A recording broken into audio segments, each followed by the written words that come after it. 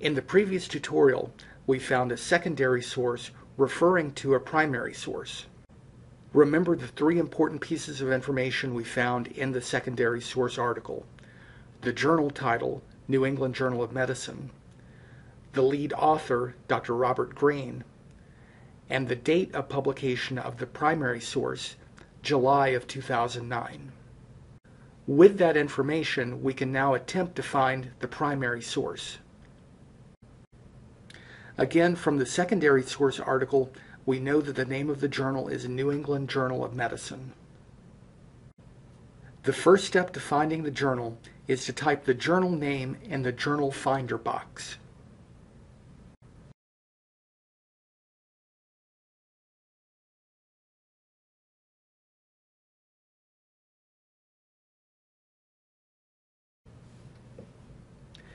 In this case, there is only one database that includes this journal. Sometimes there may be multiple databases containing your journal. Sometimes there will be no databases containing your journal. If your journal is not available in any database, talk to a librarian. Make note of a database name from the list, like Medline with full text here, and then click on the database's A to Z link at the top of the page.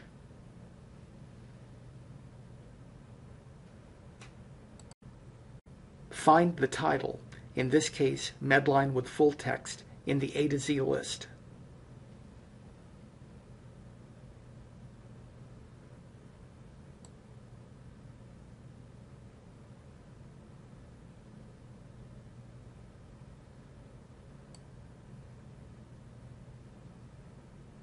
Access the database by clicking on its name on the A to Z list.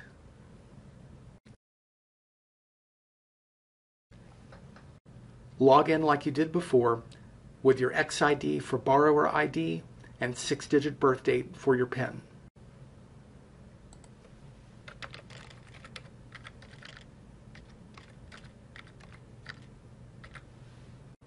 And then click on Log On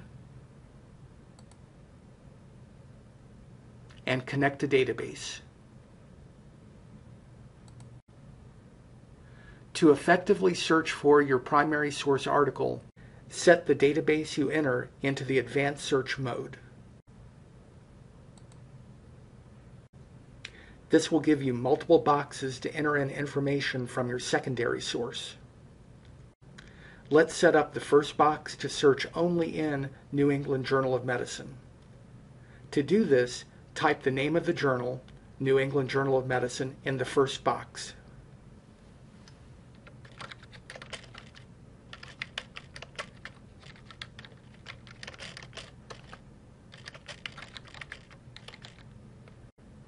In the first drop-down box, find the option for publication name or journal title.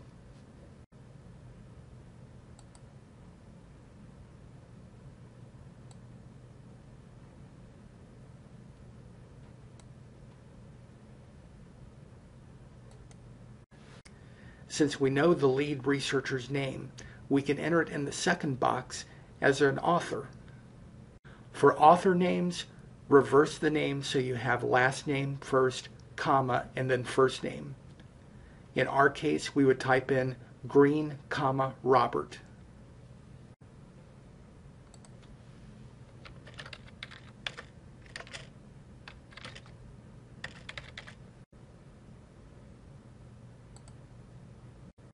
And in the drop-down menu, select Author.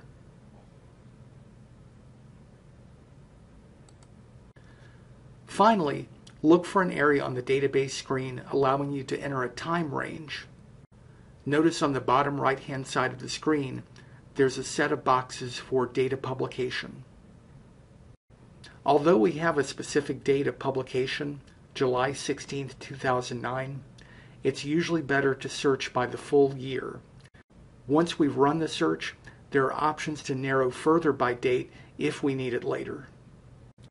In this case, we would put 2009 in the top and bottom boxes to narrow only to that year.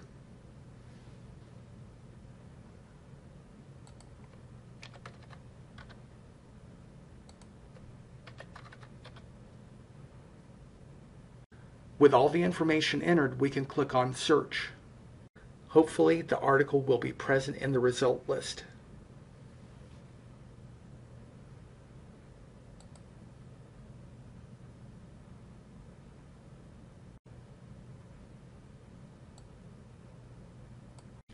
In this case, it does.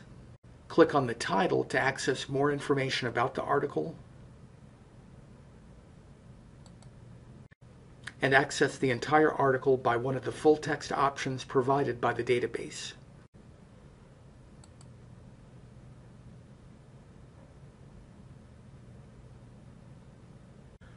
Media Assignment 3 requires you to cite the articles, so remember to either print, save, or email the articles so you have the necessary information to submit to your instructor and create your citations. If you can't find the primary source, talk to a librarian.